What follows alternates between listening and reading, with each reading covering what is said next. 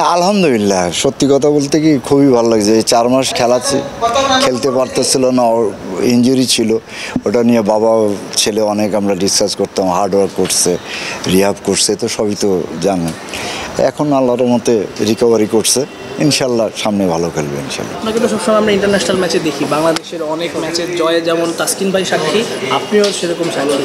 আজকে প্রস্তুতি ম্যাচ চলছে শ্রীলঙ্কার সিরিজের জন্য, সেই প্রস্তুতি ম্যাচে আপনাকে দেখলাম, মানে বোলিং দেখতে আসা নাকি সাহস জোগানো, আসলে অ্যাকচুয়ালি কি সব কিছু মিলিয়ে যে আমার ছেলে যেখানে খেলে সেখানে তো আমি চেষ্টা করি যাওয়ার জন্য, এটাও একটা অংশ হতে পারে। আর আসছি ফ্যামিলি নিয়ে, ঘুরতেও আসছি, এক ডিলে দুই পাখি, ছেলের খেলাও আছে, ওটাও দেখে যাই, এই জন্য আসা মেনলি। কেমন দেখলেন আসলে? আলহামদুলিল্লাহ, আরও একটু সময় লাগবে যা দেখতেছি, জাস্ট ইনজুরিতে তো ফিরলো। এখন আল্লাহ বাঁচালে শ্রীলঙ্কা ট্যুরে আছে, আলহামদুলিল্লাহ আল্লাহর কাছে, দেশবাসীর কাছে দোয়া চাই আমার ছেলের জন্য, সুস্থতা থাকুক, ভালো খেলুক। এই জন্য প্রায় চার মাস পরে হয়তো উনি ফিরছেন ইন্টারন্যাশনাল ক্রিকেটে, তো তার মধ্যে আসলে এক্সাইটমেন্ট আপনি বাবা হিসাবে কীরকম দেখেছেন? আলহামদুলিল্লাহ, সত্যি কথা বলতে কি খুবই ভালো লাগছে। এই 4 মাস খেলতে পারতেছিল না, ওর ইনজুরি ছিল। ওটা নিয়ে বাবা ছেলে অনেক আমরা ডিসকাস করতাম, হার্ডওয়ার্ক করছে, রিহাব করছে, তো সবই তো জানেন।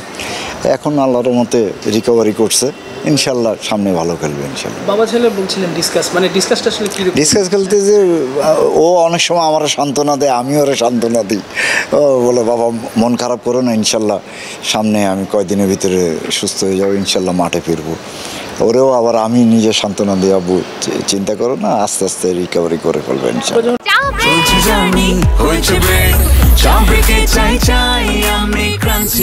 যে কোনো চা ব্রেকে বিস ক্লাব ড্রাই কেক, চায়ের সাথে আয়েশ। একসঙ্গে থাকেন তখন কি ক্রিকেট নিয়ে বেশি কথা হয়? না, ক্রিকেট নিয়েও কথা হয়, আবার ফ্যামিলিগতভাবেও কথা হয়। তা ক্রিকেট নিয়ে যখন কথা হয়, তো টিভিতে যখন খেলা টেলা দেখি তখনই কথা হয়, বা অনেক সময় বলি আব্বু ওই তোমার ওই খেলা, ওই বোলিংটা ভালো লাগছে, তেন এইগুলোই আলাপ আলোচনা হয়। আঙ্কেল, তাসকিন যখন ছোটোবেলা ক্রিকেট খেলতো আপনি আসলে ওই জিনিসটা পছন্দ করতেন। কিছু স্টোরি আমরা শুনতে পেয়েছি যে একবার কাজ শেষ করে আপনি বাসায় ফিরছিলেন, দেখেন তাসকিন নাই, রোদের মধ্যে সে ব্যাট বল নিয়ে ক্রিকেট খেলতে গেছে। আপনি তাকে তার ব্যাট বলও নিয়ে নিয়েছিলেন, ব্যাটটা সম্ভবত ভেঙে দিয়েছিলেন। সো ওই সময় হয়তো আপনি তার গায়ে হাতও তুলেছিলেন, সেই কাহিনিটা যদি একটু বলবেন। এখন যেহেতু তার বিপদে আপনি সবসময় থাকেন। অ্যাকচুয়ালি কি প্রতিটা বাবা মাই চাই যে ছেলে ছোট থাকলে তার পড়াশোনা করুক, মানুষও তো মানুষ হোক। যেমন আমার ছোটোকাল থেকে ইচ্ছা ছিল যে আমার ছেলে একটু আর্মি লাইনে দিবে, আর ওখান থেকে আমার আর তারপর ও মেলায় গেছিলো, বাণিজ্য মেলা হয়তো আমাদের ওই চিন্মৈত্রী ওই জায়গায়, ওইখানে যখন ছোটোকালে ও গেছে, সবাই গিয়ে খেলনা খোঁজে, ও নিচে ব্যাট বল, ওই ব্যাট বলই নিয়ে খেলার পরে ছিল। তারপর ওর একটা সমস্যা হয়েছিল, ওই সমস্যার কারণে ডাক্তার মানা করছিল ওরা খেলতে, যে রেস্ট নিয়ে আনতেন দিয়ে সেই দেখি, তারপর দিনই দেখি ওর দুপুরবেলা মাঠে খেলতেছে। তা কোন বাবার মাথা ঠিক থাকে? তো এই জন্য ওরে ওই ব্যাট দিয়েই তাকে একটা উদ্যম বাদ্যম হয়েছিল, আর হয়তো বা ওই কারণে আজকে আল্লাহ রহমত করছে। যে সেই কাহিনিটা যেহেতু জানতে চাইলাম, আরেকটা ব্যাপার, এজ লেভেলে যখন প্রথমবারের মতো সুযোগ আসে সিলেটে প্রবাদী খেলা, প্রথম দিন আপনাকে মাঠে পাইনি, তাসকিন ওইভাবে বোলিংও করতে পারে ময়মনসিংহে হয়তো। পরে যখন আপনি গেলেন সেই ম্যাচে 3 উইকেটও পেলো, আসলে শুরু থেকে কি একদম ক্রিকেট যখন শুরু করেছে তখন থেকেই তার ছায়ার সঙ্গে থাকেন? না, ও যখন এজ লেভেল খেলা শুরু করে তখন থেকে ওর সাথে আমি, আমারে যে যেমন ও যখন ডিসকভারিতে প্র্যাকটিস করতো তখন আমার কোচ বলছিল যে ও খুব ভালো প্লেয়ার হবে, ন্যাশনাল টিমে খেলবে একদিনকে ইনশাল্লাহ। তাই আমি মনে করলাম যে আমার পকেট খরচ করার জন্য এটা হয়তো বা পলিসি অ্যাপ্লাই করছে। তা আমি আবার বললেন যে ঠিক আছে। তো ওই সময় ওই কলাবাগান মাঠে বুস্ট পাওয়ার কাপ হতো আন্ডার-12-এর, তো ওই খেলায় ও আমার ছেলে খেলতেছিল। তা আমি একদিনকে বললাম যে দেখি কী খেলে, যাই একটু। তা আমি আমার তখন ব্যবসা ছিল, ব্যবসা নিয়ে গেলাম, গিয়ে রেখে খেলা দেখতেছি। তা ওই টিম 63 না, তাসকিনদের টিম 63 না 73 রানে বুক হয়ে গেছে। তা আমি ওর কোচে বললাম কই কী খবর? আমার টাইগার আছে। আমি আল্লাহ জানো ওর কোন টাইগার আছে। তা অনেকক্ষণ পরে আমার ছেলে বোলিং করতেছে, এই যে আমার টাইগার। তো প্রথম বলে ওভার আমি হয়েছে তোমার আজকে কারবার। তা দ্বিতীয় বলে দিকে ওই যে বাচ্চা ছেলেটা ওইখানেই পড়ে গেছে, আর উঠতে পারেনি।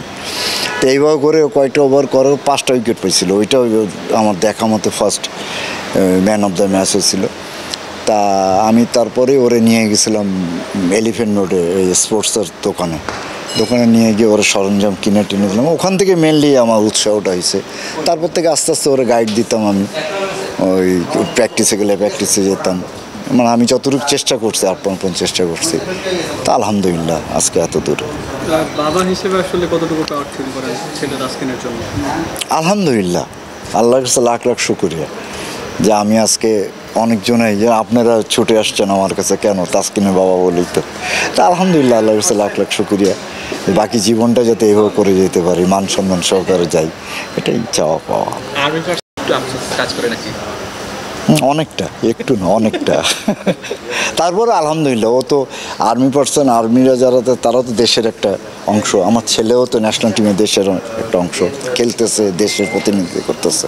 আলহামদুলিল্লাহ, এটা তো খুশির বিষয়। আঙ্কেল, আপনি তো তাসকিন ভাইয়ের বাবা, তো তাসকিন ভাই- সন্দেহ হয়? না, মানে আমি বলছি যে তাসকিন ভাই তো বাবা, এখন বাবা হয়েছে, তো এখন তাসফিনের সঙ্গে তাসকিন ভাইয়ের আসলে কেমিস্ট্রিটা কীরকম দেখেন? অ্যাকচুয়ালি কি, ও তো সময় পায় না, সত্যি কথা বলতে। যতটুকু পায় ততটুকু তো বাপ বেটা খুবই আনন্দ ফুর্তি করে।